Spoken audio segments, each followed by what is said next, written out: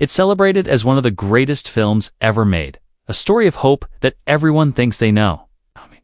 But what if its most iconic moments are all based on accidents, bitter conflicts, and secrets hidden in plain sight?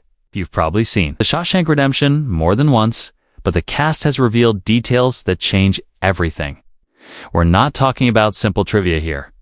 We're talking about real on-set pain that was kept quiet for years, tense battles over how the film should end, and a secret message broadcast to the entire prison that almost every single viewer missed. Truth is, the story behind Shawshank is even more dramatic than the one on screen. Before a single scene was even shot, the movie was already facing a potential catastrophe. It all came down to two words: Shawshank Redemption. To the studio executives holding the purse strings, the title wasn't just bad, it was a disaster waiting to happen. Their feedback was blunt and laced with panic. The question echoed in every marketing meeting: what the hell is a Shawshank? They were utterly convinced that the name was confusing, unmarketable, and would ultimately tank the film. In their eyes, you couldn't sell a movie that people couldn't even pronounce, let alone understand. They feared audiences would mistake it for a low-budget sci-fi flick or some obscure historical drama, not the powerful story of hope it was meant to be. The name felt like a liability, an anchor that would drag the entire project down before it ever had a chance to swim. The confusion wasn't just confined to the boardroom, spread throughout Hollywood.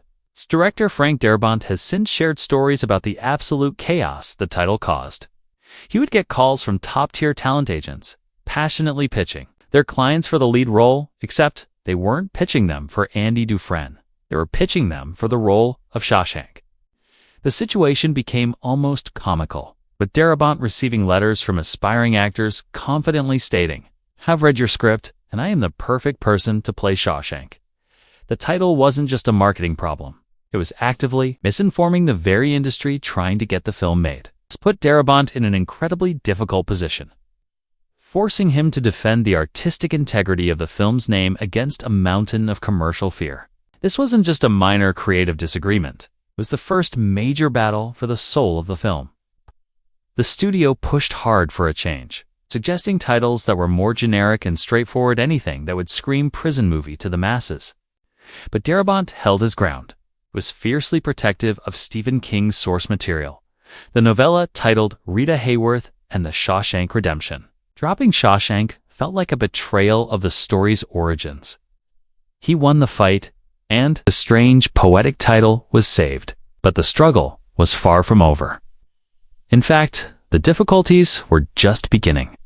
And the next unexpected problem would come from the one element of the film everyone now considers: its narration. Morgan Freeman's voice is the soul of Shawshank Redemption. It's the warm, wise, and weathered sound that guides you through the darkness of the prison walls. Most people assumed that legendary narration was captured effortlessly, a testament to his incredible talent. But the truth is, the voiceover that became one of the most beloved in cinema history was the product of a technical disaster and a lucky accident. The entire process was a nightmare. Initially, the production team decided to record Freeman's narration before filming even began.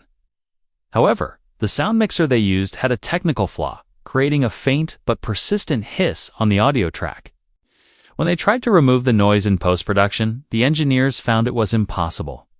Their efforts left Freeman's voice sounding thin and distorted. After weeks of trying to salvage it, they had to face a devastating reality. Hours of iconic narration were completely unusable. The entire thing had to be scrapped. This forced them to bring Freeman back into a different studio months later to re-record everything from scratch. The pressure was immense. They had lost the original recordings and now had to recreate the magic under less than ideal circumstances. But on the day of the new recording session, a new problem arose. Morgan Freeman had a cold. What could have been another setback turned out to be a stroke of cinematic luck. That cold gave his voice a subtle, almost imperceptible rasp. It lowered his tone just slightly, adding a layer of weariness and quiet resignation that was not. It was the sound of a man who had been institutionalized for decades, a voice that carried the weight of his years inside. The vocal texture that listeners find so comforting and authentic wasn't a deliberate acting choice. It was the accidental result of a common cold. The perfect narration wasn't perfect at all. It was born from a technical glitch and a timely illness, a chaotic process that miraculously produced something profound.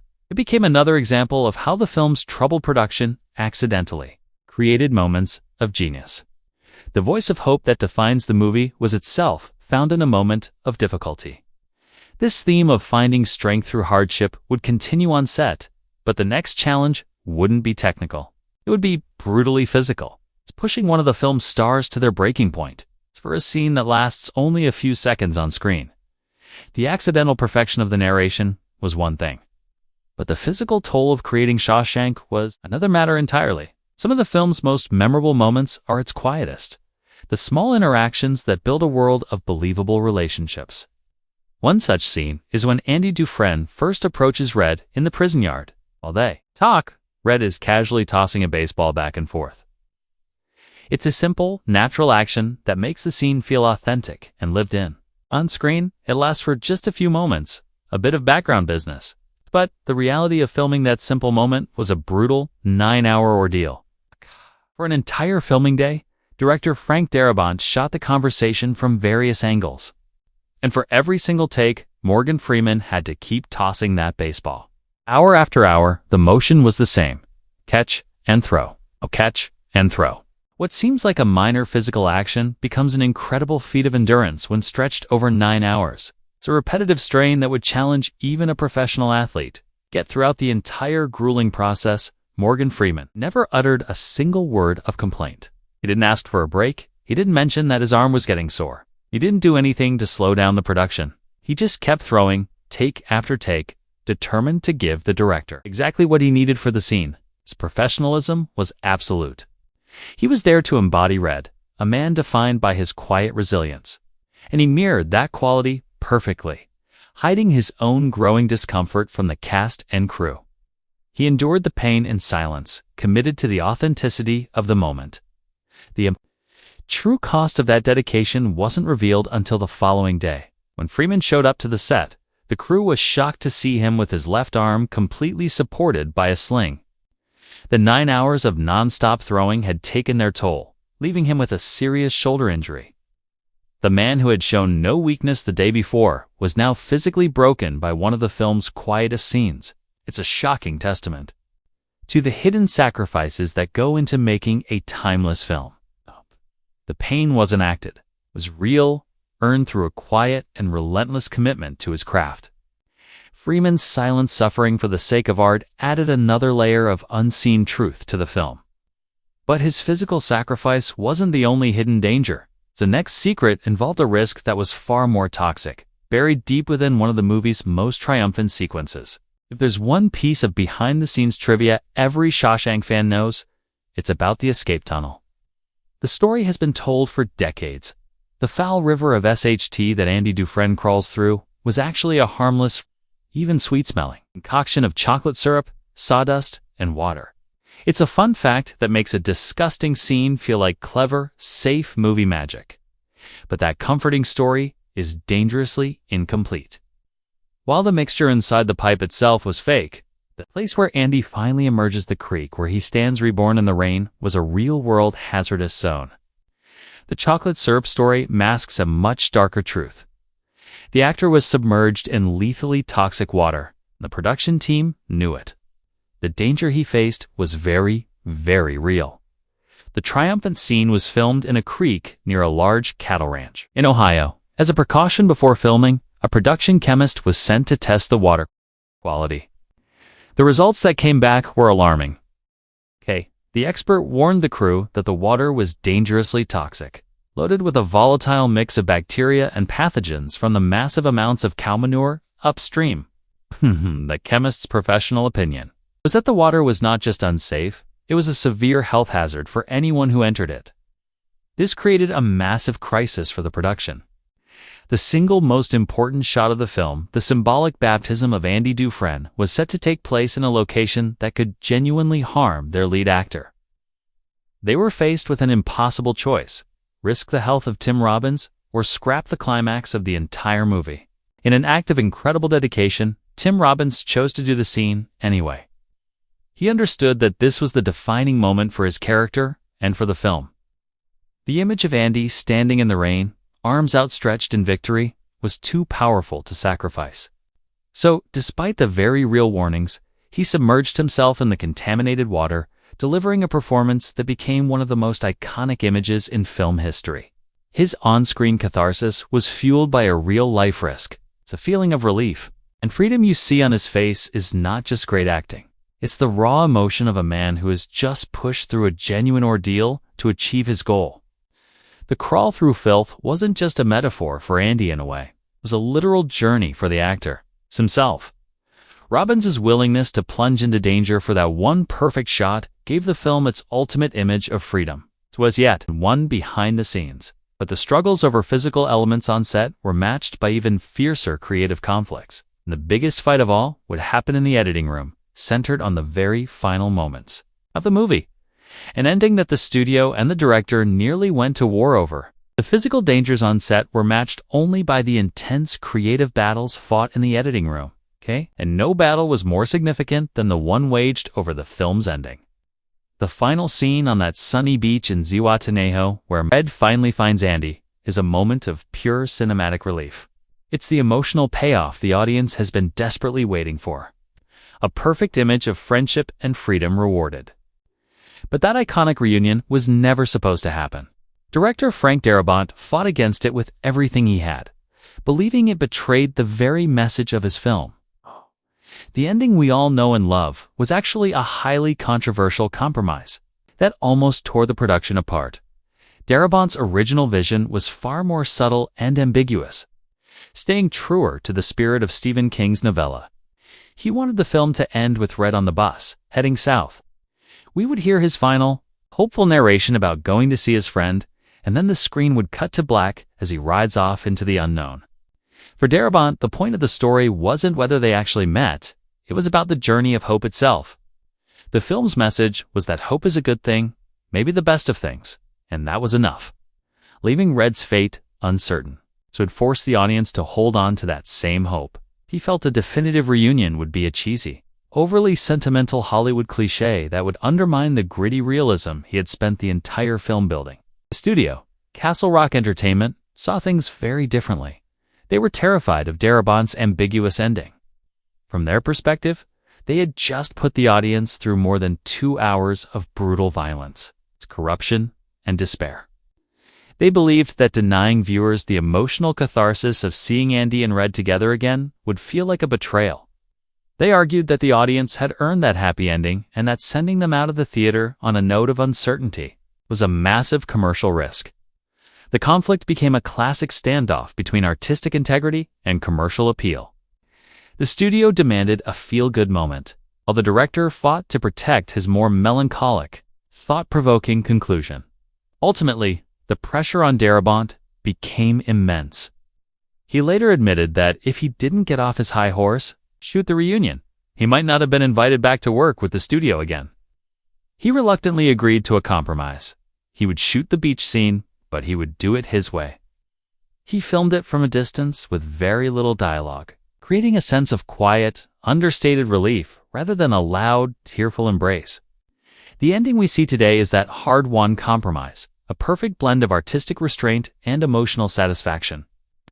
But this battle over what was on the page versus what ended up on screen was just one part of the story. It's the film's most profound. Secret isn't a production battle or a physical risk. It's a hidden message, broadcast in plain sight. It gives the entire story a powerful new meaning, a secret that most fans have never decoded. Of all the moments of hope in Shawshank, none are as beautiful or as profoundly defiant as the opera scene. Andy Dufresne, locked in the warden's office, puts on a record and blasts the soaring voices of two women over the prison's PA system. For a few brief, glorious minutes, the entire prison stands frozen, captivated by a beauty they had forgotten existed. Red's narration perfectly captures how everyone felt. I have no idea what those two Italian ladies were singing about. Truth is, I don't want to know. For the briefest of moments, every last man at Shawshank felt free. That is what we all believed the scene was about. Freedom through beautiful, it's unknowable art. But what if Red, and all of us, were wrong? The truth is, it matters very much what those ladies were singing about. Andy didn't pick that song by accident. He chose it because it contained a secret message of rebellion, aimed directly at the warden. The piece of music is called Solaria, Che Soave Zeffiretto from Mozart's famous opera, The Marriage of Figaro. And the story behind that music changes everything. The opera is a comedy about class, power, and justice. The duet Andy plays is sung by a countess and her maid, Susanna. In the scene, they are collaborating on a secret letter, composing a plan to trap the countess's abusive and corrupt husband, the powerful Count Almaviva. The entire song is a conspiracy. It is the sound of two women plotting to expose and bring down a corrupt man who uses his position of authority to prey on others. It is, quite literally, a song about taking down the man in charge. Now, think about who is listening. The prisoners hear beauty, but Warden Norton hears the same thing. Can Andy, sitting back in the chair with that serene smile on his face, knows the song's true meaning. He isn't just playing music. He is broadcasting. Coded threat. He is using the voices of these two women to announce his own silent conspiracy against the prison's own corrupt authority figure, the warden. He is telling Norton right to his face without saying a word that his days are numbered and that schemes are being laid for his downfall. That small, knowing smile on Andy's face isn't just about the beauty of the music. It's the quiet confidence of a man who is waging psychological warfare, using art as his weapon. It's telling the whole world that even in a place like Shawshank, the powerful can and will be brought to justice. This hidden layer transforms the scene from a simple act of defiance into an absolute stroke of genius. It's the ultimate secret hiding in the most beautiful and iconic moment of the entire film. Andy's rebellion was never just about hope. It was about a slow, meticulous, and brilliant plan for vengeance. And this proves that the story of the Shawshank Redemption is woven with intricate layers of struggle, pain, and secret rebellions that most of us have been missing for decades, hiding right there in plain sight. So when you look back at the Shawshank Redemption, you see that its most iconic elements were never part of a perfect plan. They were forged in fire. The film's very title was a source of conflict that nearly doomed it from the start. It's legendary. Narration was the result of a technical failure and a common cold. Its quietest moments were born from real physical pain. Its most triumphant scene was filmed in a genuinely hazardous environment. Its beloved ending was a bitter compromise. Every piece of the film we now consider flawless was once a point of struggle, a happy accident, or a hard-won battle. The true genius of the film, then, isn't just the story of hope that we see on screen. It's in realizing that the struggles of the cast and crew mirrored the struggles of the characters themselves. The film's soul comes from the real pain, the hidden dangers, and the secret rebellions embedded into its very creation. It proves that the most powerful stories aren't just told, they are survived. It makes you wonder what other secrets are still waiting to be discovered in the movies you think you know best. Thanks for watching. It's a movie secret that completely changed the way you see a film. Let us know in the comments section below if you enjoyed uncovering the hidden story of Shawshank Redemption. Make sure to hit that like button and subscribe to the channel for more deep dives into Hollywood's biggest secrets. Don't forget to ring that notification bell so you never miss another video. Until next time, keep looking for the stories hidden in plain sight.